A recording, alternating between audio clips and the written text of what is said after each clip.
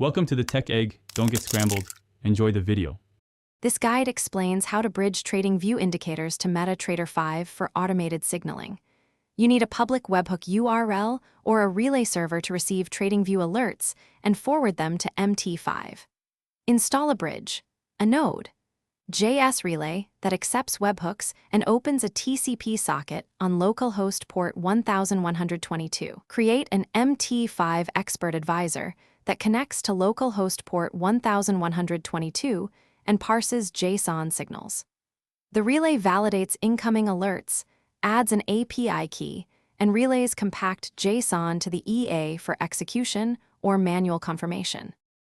Open your Tradingview chart and attach the pine indicator you want to use. In Tradingview, create an alert with webhook URL set to your relay URL and JSON message including symbol, action, and price.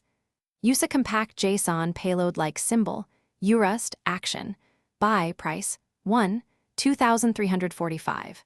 Set alert frequency to once per bar close to avoid duplicate executions. Include an API key field in the JSON and use ISO timestamps. Keep payloads under 1 KB to ensure fast relay and clear parsing on the Mt5 side. On the Mt5 side, code or install an expert advisor that listens on a socket or accepts relayed HTTP commands. The EA must parse JSON and map actions to orders.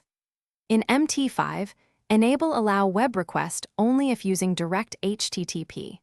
Otherwise, run the EA to accept TCP connections on localhost 1122. Authenticate messages with an API key inside JSON to prevent unauthorized trades.